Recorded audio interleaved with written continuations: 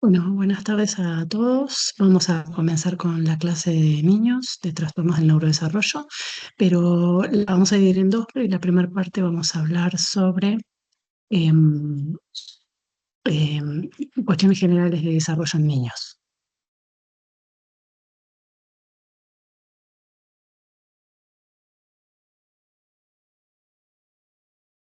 Bien, entiendo que no se ve.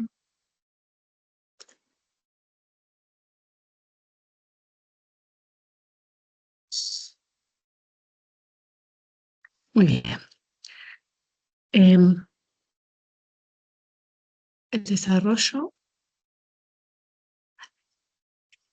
puede concebirse como un conjunto de fenómenos en un proceso dinámico de organización sucesiva de funciones biológicas, psicológicas y sociales en compleja interacción, cuyas estructuras se modifican de acuerdo a las experiencias vitales. Es muy importante esta definición y yo suelo leerla varias veces, remarcando que es un conjunto de fenómenos en un proceso dinámico de organización sucesiva de distintas funciones, ¿sí? Hay que comprender todos esos aspectos de esa definición tan extensa y tan completa. O dicho de una manera más fácil, el proceso de los cambios en la conducta, la respuesta emocional, la inteligencia, el lenguaje y el aprendizaje que ocurre en los niños.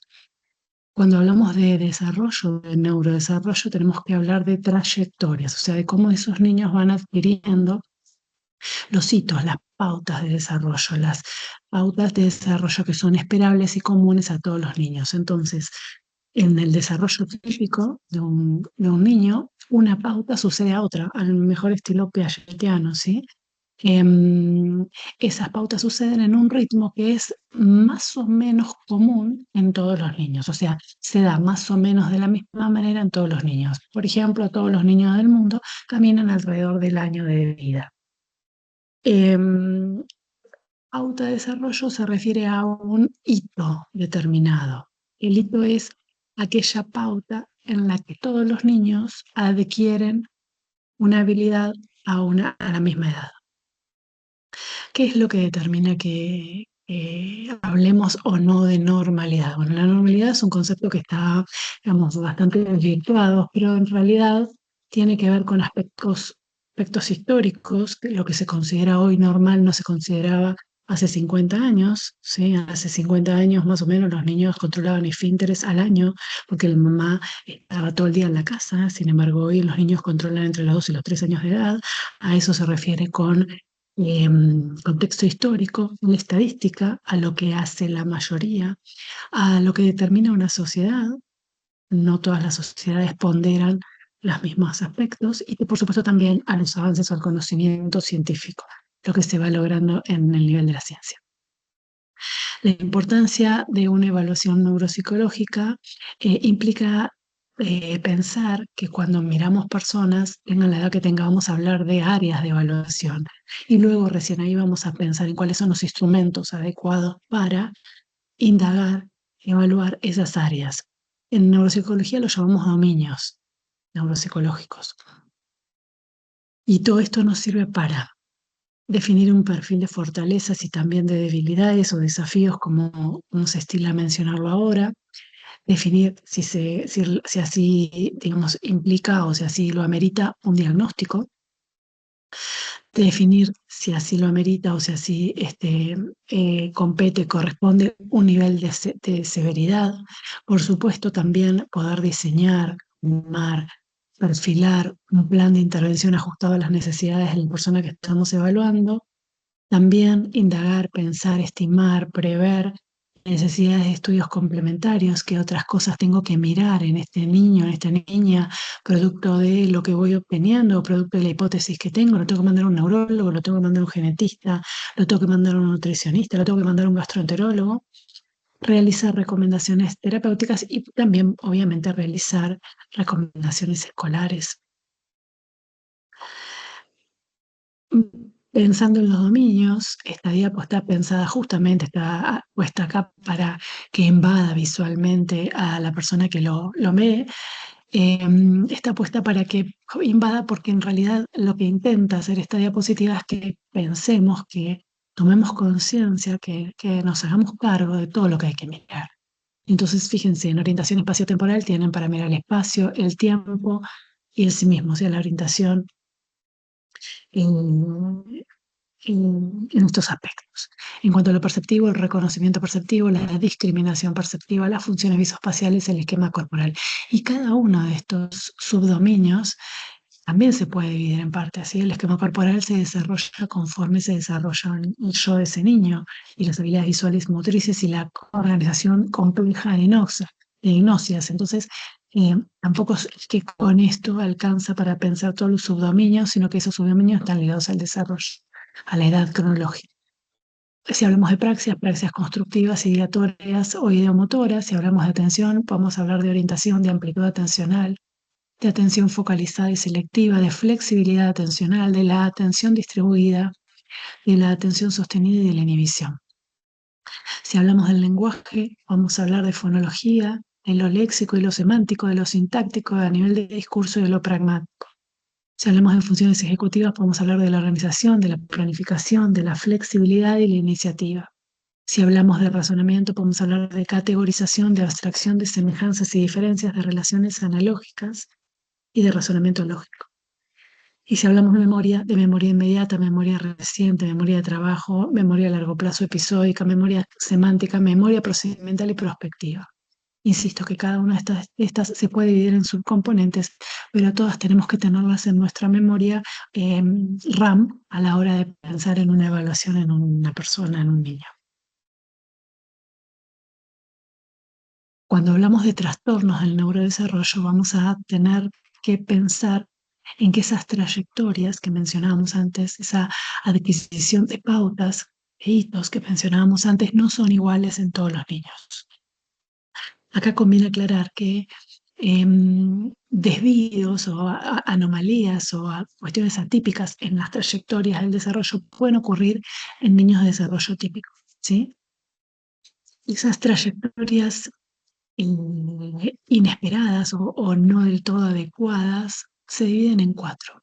La primera es el retraso, cuando un niño adquiere las pautas a menor ritmo, a un ritmo más lento y parejo en todas las áreas, cuando están todas las áreas más abajo de la edad cronológica descendidas de modo parejo.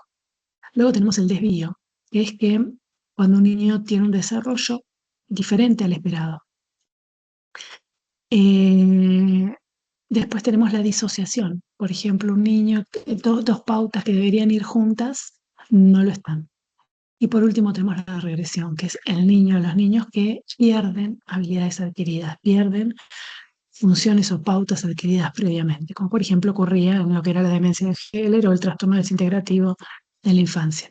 Ahora lo sacaron, en el 13 lo sacaron del DSM.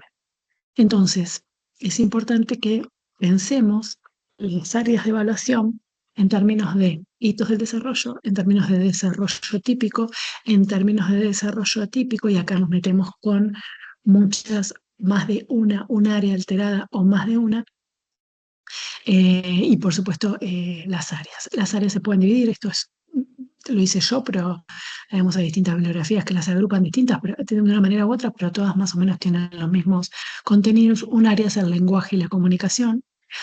Otro área es el área cognitiva del aprendizaje barra lo pedagógico. Otro área es la motricidad. Acá podemos hablar de motricidad fina, motricidad gruesa, esquema corporal, manejo espacial, etcétera, etcétera. Otra área es lo social, barra juego, barra conductual, barra emocional. Otra área es cuál es otra cosa que tenemos que, perdón, y esta forman las áreas de desarrollo, y otra cosa que tenemos que mirar son la frecuencia de aparición de los cuadros de inicio en la infancia. No hay en Argentina mucha estadística, pero hay un trabajo del Garrahan que dice que el 95% de los psicólogos diagnosticamos problemas emocionales en niños, cuando en realidad el 95% de los cuadros que presentan los niños no son emocionales. Y por último, también debemos mirar, si bien el DSM no los agrupa de esta manera, a mí me parece algo piola para explicar que cuando recibimos a un niño, podemos ¿se acuerdan la vieja nomenclatura que era trastorno generalizado del desarrollo? Bueno, yo lo que digo en este aspecto es que cuando recibimos un niño tenemos que pensar dos cosas básicamente. Si ese niño tiene un trastorno en un área si es un trastorno del desarrollo, o si tiene un trastorno en muchas áreas. Y entonces podría existir la posibilidad de que tenga un generalizado o una discapacidad intelectual respecto de cómo se denomina ahora, lo que antes era el retraso mental. Y también tenemos que pensar si ese trastorno es transitorio o es permanente, porque si es transitorio, no tendríamos que estar hablando de trastornos, sino de, por ejemplo, en el caso del lenguaje, un retraso simple. Y entonces, pensando en las áreas que acabo de mencionar y pensando en los cuadros del DCM que vamos a ver en la en la clase que sigue, en la porción de clase que sigue, o en el módulo 2 o en el segundo video, si el área principalmente afectada es el lenguaje y la comunicación, los trastornos posibles son la discapacidad intelectual, los trastornos del lenguaje o de la comunicación y el trastorno de espectro autista. Si el área principalmente afectada es la cognición o el aprendizaje, estaríamos en posibilidades de tener un niño con una discapacidad intelectual, con un trastorno del aprendizaje, con un trastorno motor, con trastorno por déficit de atención, con o sin hiperactividad, y con dos cuadros que son clínicos, que no figuran en los manuales, pero sí en los manuales diagnósticos, los consensos internacionales, pero sí figuran en algunos textos más de desarrollo clínico, como pueden ser el trastorno del aprendizaje no verbal y el déficit atencional motor perceptual o DAM. Si el trastorno, si el área principalmente afectada es la motricidad, podemos hablar de discapacidad intelectual, de trastornos motores, también de autismo, también de trastornos de aprendizaje, del DAMP, que acabo de mencionar, y de los tics. Y acá pongo la diapo ojo tachado, porque a veces hay cuadros que son ingresados, por ejemplo, a una fonoaudióloga, como alguien que tiene dificultades para la articulación de un fonema, la R, y cuando uno hace una buena evaluación, en realidad se da cuenta que todo lo que es motor está afectado y ese niño tiene otra cosa. Por supuesto que pronuncia mal la R y tiene que recibir un tratamiento ajustado a esa dificultad, pero a veces no hay que mirar la globalidad del desarrollo, sino solo el área que a mí me compete o me corresponde de acuerdo a mi profesión. Porque si hago eso voy a estar impidiendo que ese niño reciba la atención adecuada. Por último, si el área principalmente afectada es la del juego, lo social, lo conductual, lo emocional, está puesto el ojo por lo que dije antes, de no atribuir todos los problemas de niños como problemas emocionales, y en esta área de afectación podemos incluir los trastornos del espectro autista, la discapacidad intelectual, el trastorno de aprendizaje, los trastornos de conducta, la oposicionista desafiante, los trastornos del lenguaje, porque todo niño que no le entiendan lo que quiere decir probablemente también se porte mal, el trastorno disocial, los déficits de atención, el mutismo, el trastorno reactivo de la vinculación y por supuesto también algunos trastornos de la alimentación, como vamos a ver dentro de muy poco tiempo en el otro módulo de video.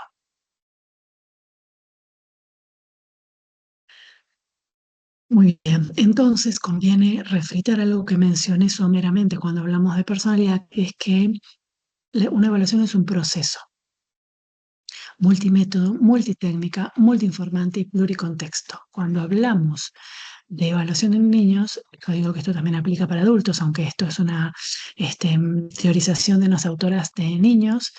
Multimétodo significa que debemos evaluar al niño de muchas maneras distintas, con más de una técnica, con más de un informante y además, de ser posible, en distintos contextos.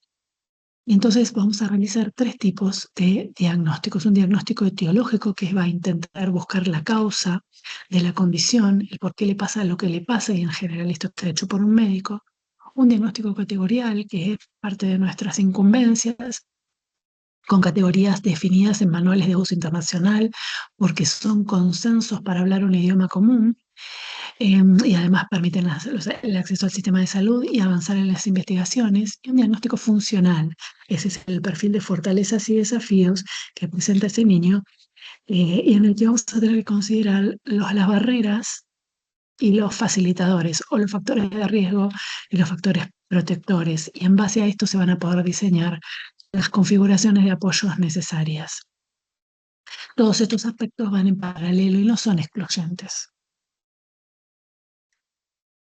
Les dejo acá 4 textos, creo que están todos en la biblioteca, si yo no recuerdo mal, en su momento los revisé, si no me los pueden pedir.